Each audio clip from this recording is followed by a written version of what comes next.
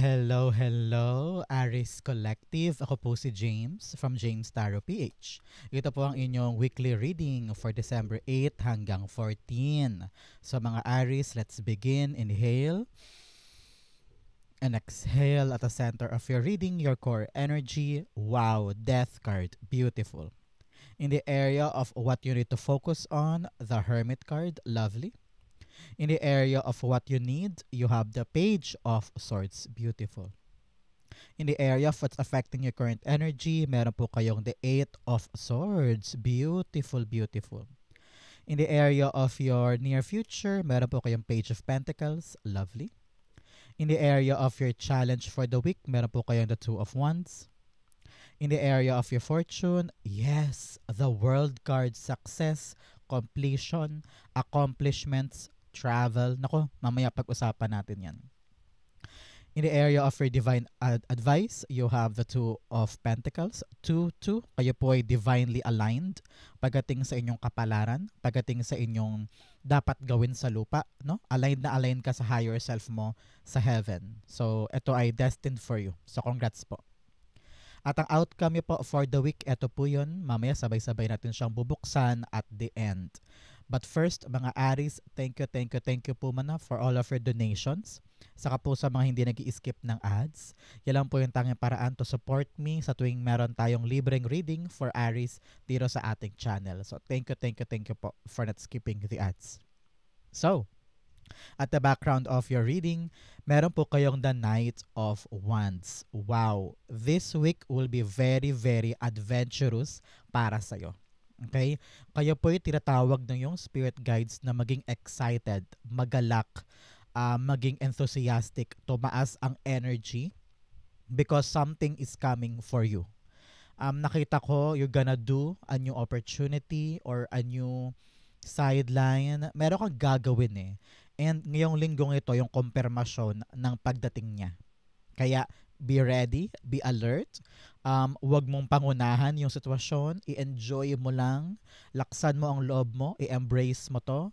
Because this is something beautiful na magiging meaningful sa buhay mo this week.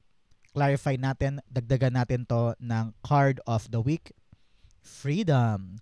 Freedom comes from inner liberation. So, ngayong linggong ito ay nagmamarka sa'yo ng iyong kalayaan. So, you are ready to step on something na talagang importante sa'yo, passionate ka, gustong-gusto mo tong gawin. So, may darating sa'yong impormasyon na para simulan mo na yan. So, ito ay, I don't know why, narinig ko parang ikaliligaya mo yung mga gagawin mo today kasi bukal sa loob mo to at pangarap mo siya talagang simulan. Parang ganyan. So, congrats po. At the center, meron po kayong the Death card. Death card, ending na ng isang sitwasyon. Kung kayo po dumanas ng isang mahirap na bagay o isang struggle nitong nakaraang linggo, nakaraang buwan, ito ay magandang indikasyon, Aries, na this week meron ng mga matatapos. Sabi ko nga sa inyo kanina, completion. So, you will complete something or close something. Kaya ready ka na sa mga bagong bagay. Ready ka ng maka-experience ng bago. At ayaw na ayaw mo ng tawag dito, magpatali doon sa nakaraan. And you are now transforming, which is good for you, no? Kitang-kita ko yung pagka-transform mo into something new, into something else, and ready ka sa challenge na bago. Narinig ko dito, hindi mo to dapat katakutan because may excite ka dyan. At makita mo na mag-e-enjoy ka sa mga magaganap. Okay? Clarify natin siya. Death card, pa-clarify naman, Holy Spirit, Spirit Guides. But first, Aries, since ito po ay weekly reading, i-comment mo naman sa baba kung ano yung mga hinihintay mo this week na maganap. For example, hinihintay mo na ma-approve na yung permit, ma-approve na yung visa, no? Ano yung hinihintay mo na gustong-gusto mong makuha this week? Comment down below, isulat mo yan, i-claim mo because it will come true. Okay? The Death cards being clarified by the Star card. Wow! Nakita ko rito, sabi na yung Spirit Guides, you need to open up your eyes para sa mga bagay or daan patungo sa pangarap mo because this is a wish fulfillment para sa'yo. Meron kang hinihiling, meron kang gustong makuha, meron kang pinagdarasal. So, sabi na yung spirit guides, para makalapit ka dito sa mga hinihiling mo na ito, meron kang dapat tigilan, meron kang dapat ihinto na. And sabi na yung spirit guides, kailangan daw mag-transform ka para lalong lumapit ka sa mga gusto mong mangyari. Ito yon yung mga dasal mo. Example, pangarap mong matanggap sa ganong kumpanya, nag-apply ka na, so ano yung mga dapat mong gawin? Paghandaan yung interview, paghandaan yung training halimbawa. So, you need to transform. Kailangan mo mag-research, kailangan mong baguhin yung mindset mo, kailangan mo siyang pag-aralan. So, kapag nag-transform ka at talagang dinevelop mo ang sarili mo patungo sa katuparan ng dreams mo, it will come true. So, nakita ko dito may announcement, may good news darating, partikular sa yung mga hinihiling. So, congrats po mga Aries. So, this is really an adventurous, happy, exciting event para sa'yo. Congrats po. In the area of what you need to focus on, meron po kayong the Hermit card. You need to focus on yourself. Okay, Aries? Kailangan mag-shine ka dito. Narinig ko na you're holding back eh. Parang hindi mo pa binibigay ng todo yung kaya mo. Parang meron ka pang tinitira, meron ka pang kinakahiya. Imbes na i-shine mo yung sarili mo, pakawalan mo yung sarili mo, freedom and shine your light. Kitang-kita mo yan, yung kanyang bituin ay nakakulong doon sa lantern, di ba? So sabi na yung spirit guides, pakawalan mo yung ningning mo. Okay? Because this is the week na ikaw ay magniningning. So, anong dapat gawin? Gawin mo na lahat, no? Ipamalas mo yung galing mo. Huwag ka nang mahiya. Huwag ka nang magtira pa ng, ay, ayoko gawin yan. Baka hindi pwede. Ay, baka mapahiya lang ako. Ang narinig ko, don't hold back.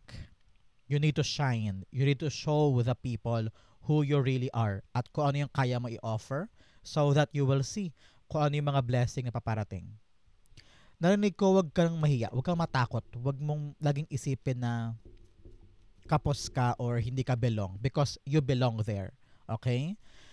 Kung meron ka daw mga questions, kung meron ka daw mga iniisip na alalahanin, no? The right answers will come. Okay? At the right time. Okay? The Hermit card, clarify natin. But first, mga Aries, anong birthday ninyo? Comment down below kung anong birthday ninyo. Paramihan kayo kung sino yung mga March Aries at sino yung mga April Aries. We'll see kung ano po kayo dito sa ating comment section, mga April or March Aries. Okay? Hermit card. The Hermit card. Clarify niya sarili niya. Yes, come out of your shell. Wala ka maaabot kung talagang nakakimkim ka lang dyan, nakahalukip-kip ka lang dyan, at hinahayaan mo na malagpasan ka ng mga opportunity dahil natatakot ka or nahihiya ka. You need to shine. You need to show yourself. Okay? Clarify pa natin siya. I'm not contented pa eh. Hermit card, pa-clarify. The Five of Swords. Yes. Imbes na isipin mo na yung mga nega na parang, ay baka hindi makapasa. Ay baka hindi para sa akin yung mapahiya lang ako. Ay wag na baka ako anong sabihin. Iniisip mo agad yung nega. Kahit naman na marami kang pwedeng gawin, na maaaring magtagumpay ka, tinan mo yung sa likod mo, ikaw rin yan. Minamaliit mo yung kakayanan mo. Minamaliit mo yung ma-achieve mo. So, do not dwell in negativity. Do your best. Buksan mo ang mundo mo and you will see kung hanggang saan ka makakarating yan. Okay? In the area of your, what you need, you have the Page of Swords. What you need this time around, Aries, is kahandaan. No? Kailangan mong, I don't know why, kailangan mo daw maging sundalo this time, maging police, no? Maging handa, Girl Scout, Boy Scout, kahit na feeling mo hindi ka handa. Kahit na feeling mo marami ka pang dapat matutunan, marami ka pang dapat gawin or ma-experience, and kumakatok na kasi yung blessing eh. Kumakatok na yung pagkakataon for you. So, kahit hindi ka handa, kahit na marami kang takot alalahanin, you need to fight. You need to show them all na ready ka. Kahit nasa likuran mo iniisip po, teka, hindi pa ako ready. Paano ba to? You can learn as you go. Ganun naman si Page of Swords eh. Kayang-kaya mo mag-aral or aralin ng isang bagay habang nandun ka. Ang importante, tinatanggap mo yung pagkakataon, tinatanggap mo yung challenge, and ready ka to accept the good blessings. Okay? Napaka-importante niyan. Sabi dito, kung marami kang hindi alam, di itanong mo. Kung marami kang hindi naiintindihan, itanong mo din. Okay? Matuto ka daw makipag-usap, makipag-communicate. Power mo yan this time. Okay? Sabi rin dito, kalkalin mo daw lahat ng impormasyon na pwede mo makuha, particular sa ginagawa mo this time, para totally ay kalmado ka at alam mo yung pasikot-sikot, parang ganyan. So, may armas ka din, kumbaga. The Page of Swords, the Wheel of Fortune. Yes, iikot daw ang kapalaran mo this time, Aries, kapag ikaw ay naging palaban, naging active at sumubok ka sa pagkakataon. Hindi mo siya inatrasan, no? Kasi marami sa atin, hindi lang ikaw Aries, no? Maraming tao sa mundo ang binibigyan na ng chance pero umaatras kasi sabi niya, ay, hindi pa po akong ready. Ay, hindi pa ako pwede dyan, ayoko po niyan. Pero dahil handa kang lumaban, handa kang mag-try, handa kang sumubok, sabi mo, tignan lang natin, subukan lang natin, baka pwede sa akin. Boom! Doon nagsisimulang umikot ang kapalaran for you. So, para patuloy na umikot sa iyo at pumasok sa iyo yung swerte, dapat ikaw ready ka to take on the challenge and see your potential. Okay? Napaka-importante nito. In the area of what's affecting your current energy, meron po kayong 8 of Swords. Si 8 of Swords, sabi na yung spirit guides, ngayon sawang-sawa ka na sa ginagalawan mong mundo or sa paulit-ulit-ulit na resulta, and then na-realize mo, teka, parang hindi na ako nag-grow. Parang hanggang dito lang ba ako? Parang nagabago na yung pananaw mo sa isang bagay at unti-unti ka nang nagigising sa mga dapat mong gawin. Well, noon, kontento ka naman dyan, okay ka naman dyan, pero parang nauuhaw ka na eh. Nagugutom ka na for something more. And gusto mo nang kumawala sa isang limitadong galawan. You want to grow. You want to achieve something. Gusto mo yumaman, gusto mo magkapera, gusto mo magkaroon ng permanenteng trabaho, gusto mo na makabili ng bahay. Dati wala ka maisip na paraan, pero ngayon, tinatapangan mo ang sarili mo. So, payo sa'yo na yung spirit guides, Aries, you need to end your self-limiting thoughts. Pag lagi mo sinasabing hindi ko kaya, hindi ko maaabot, wag na lang, sa iba nyo lang po ibigay. Sa tuwing minamaliit mo ang sarili mo at dinadown mo ang sarili mo, lalo kang nahihirapan or natatagalan pagdating sa iyong wish. You need to end your self-sabotage. Sinasabotahe mo daw ang sarili mo, kaya itigil mo na yan. Kapag hininto mo na yan at nag-transform ka na, naging palaban ka na, confident, go-getter, adventurous, talagang susugod para sa pangarap, magiging mabilis sa'yo ang pagkuha ng mga dreams mo na ito. Okay? Sabi dito, ang effort mo ang magdedetermine kung paano at kung saan mo makukuha ang iyong wish. Okay? Clarify natin yan. The 8 of Wands being clarified by the King of Swords. Yes, this time around, Aries, kailangan talaga matalino ka, madiskarte, maparaan. No? Yun ang kailangan mo ngayon. Kung feeling mo super stuck ka sa isang bagay, halimbawa, meron kang problema, meron kang issue, meron kang kinakaharap na struggles this time, and you can't seem to find the answer or solution, kailangan mo maging smart at this time. Palawakin mo ang isip mo. Palawakin mo ang galawan mo para makita mo yung tamang daan, tamang paraan para makawala ka dito. Ikaw ang susi sa pag-alis mo sa stuck energy na to. Okay? You need to talk to people. Narinig ko rin. Kailangan mo makipag-usap. Kailangan mo alam mo yon, yung makipag-PR talk with someone para matulungan kang makawala dito. Because people around you can help you. Ang kailangan lang talaga ikaw ay maparaan, madiskarte. Okay? Huwag kang mapirmi lang sa isang solusyon na hindi gumana. Kapag merong hindi gumana, hanap ulit na ibang solusyon.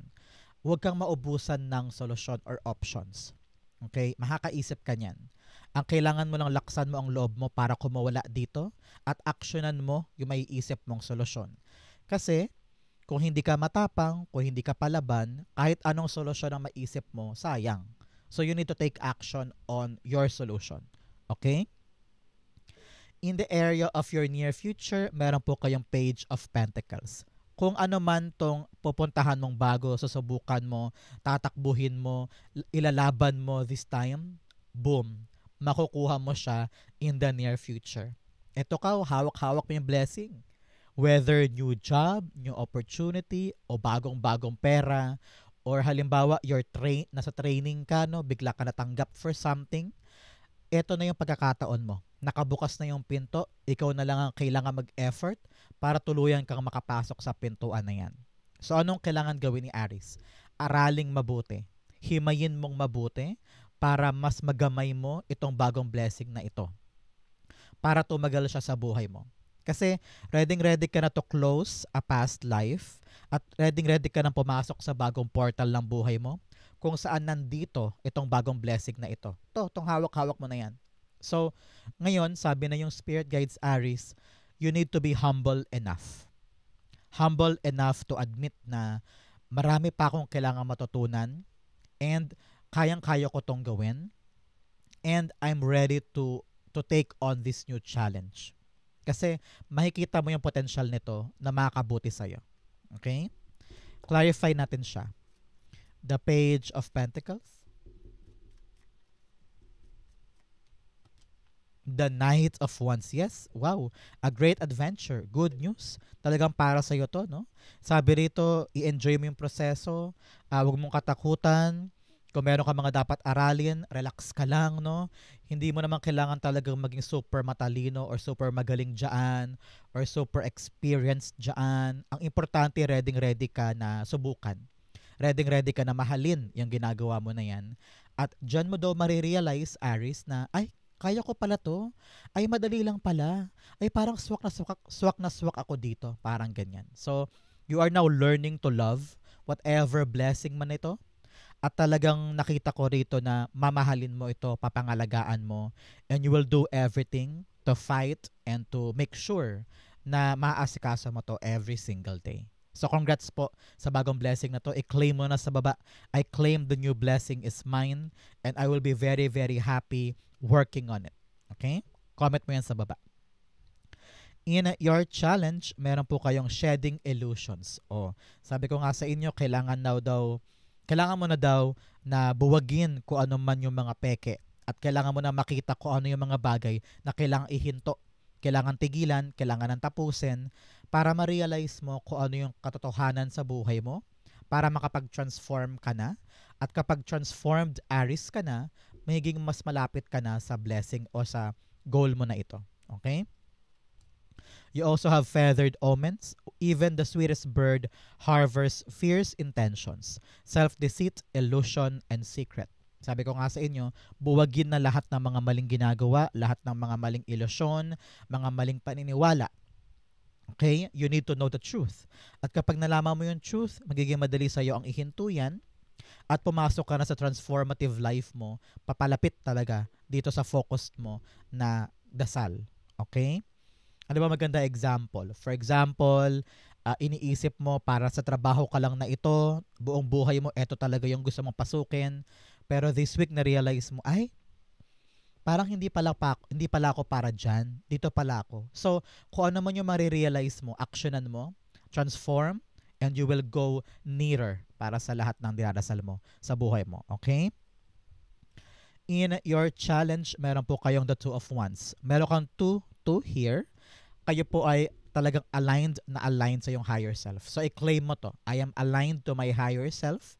My destiny is for me. Okay? Two of Wands sa challenge mo, sabi rito na yung Spirit Guides Aries, kailangan daw handa ka ng kumawala sa comfort zone mo. Okay? Kaya talagang merong kailangan matapos kasi kailangan mo na humakbang. So ano ibig sabihin yan? Meron ka daw ginagawa na paulit-ulit na pattern na kailangan ng tapusin. Kita mo na ramdam mo na na parang hindi na gumagana, hindi na applicable sa life mo this time.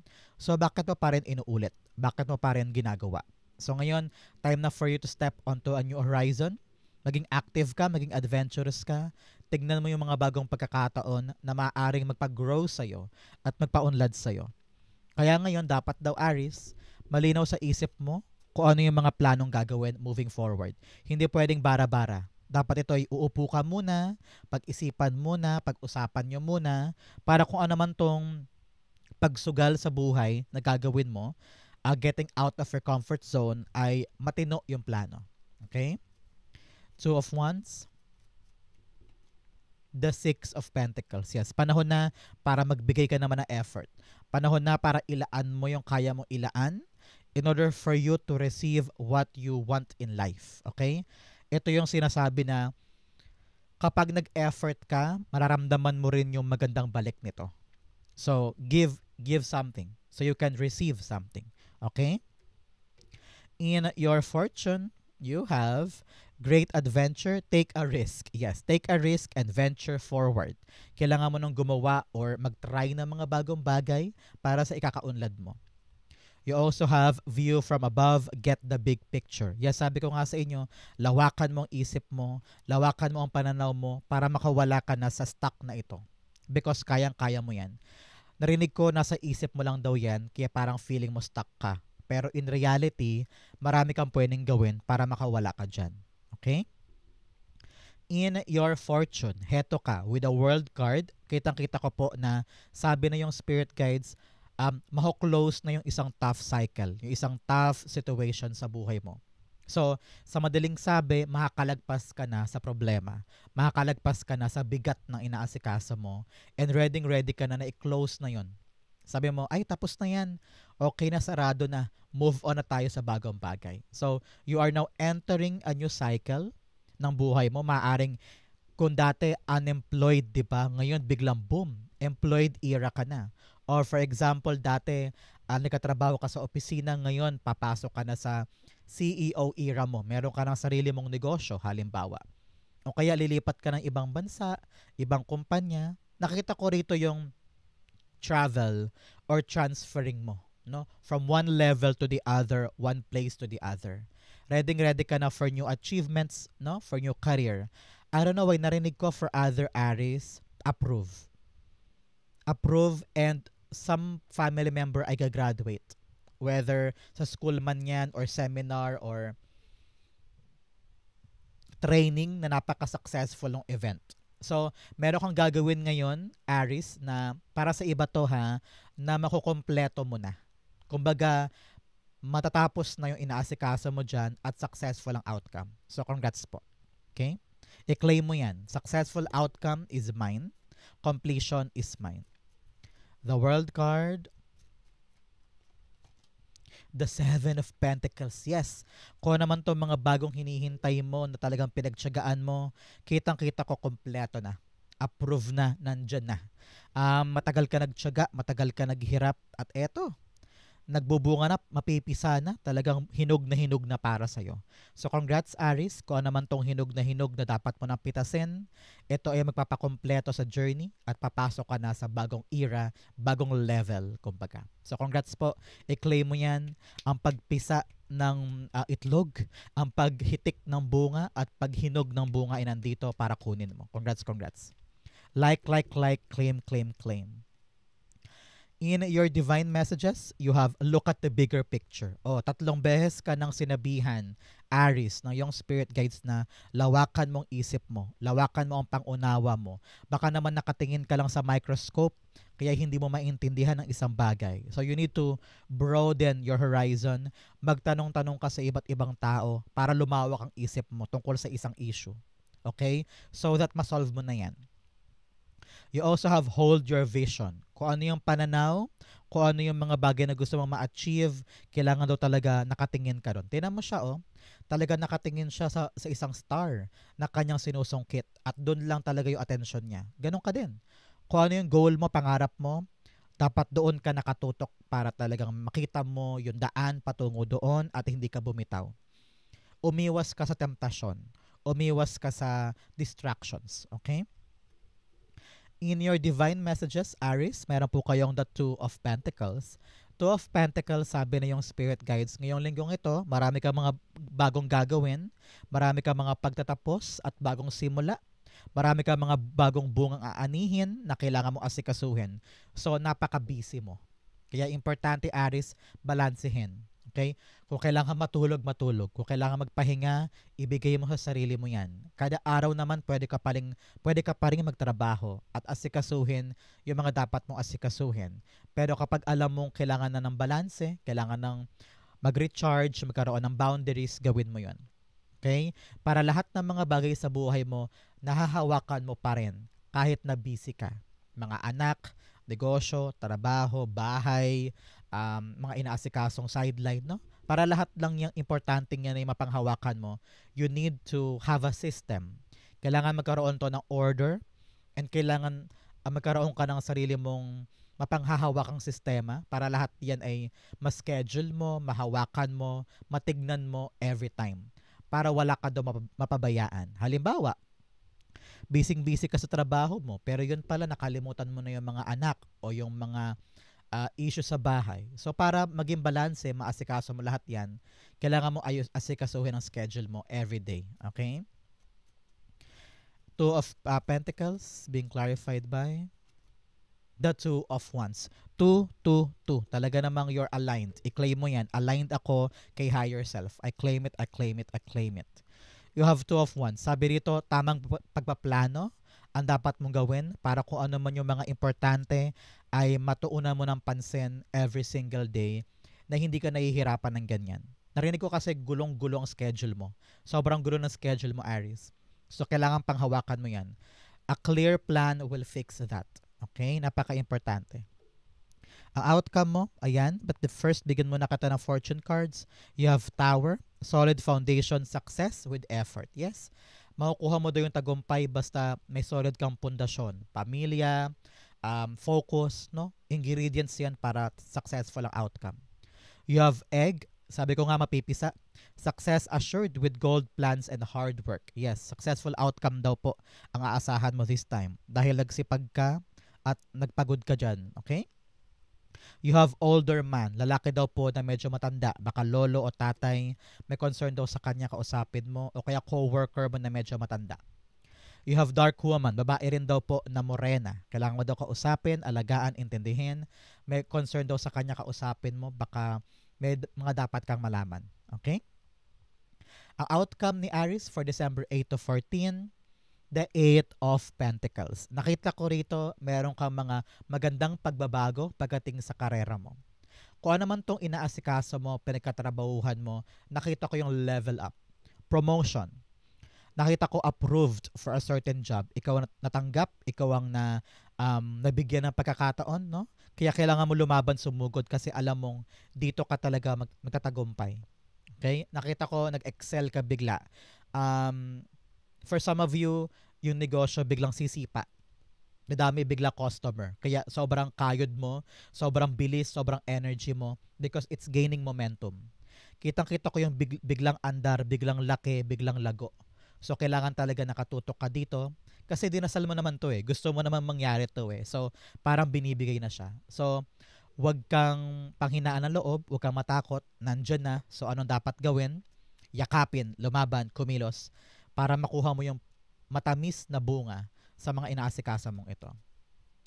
The Eight of Pentacles. The Death card, yes, things are changing. Pagdating daw dyan sa inaasikaso mo na nahihirapan ka, halimbawa, trabaho, negosyo, project, no? Magbabago na daw yan. Meron ng maling nagbabago at unti-unti na magiging maayos ang resulta o maayos ang takbo. Kaya sobrang excited mo na, sobrang saya mo na kasi panatag na kumbaga. Okay? Aries, yan po ang inyong December 8 to 14. Saan po kayo nakaresonate? Comment down below. Babasahin ko po yan. Thank you again for watching hanggang dulo. I love you. This has been James for James Tarot PH. God bless everybody.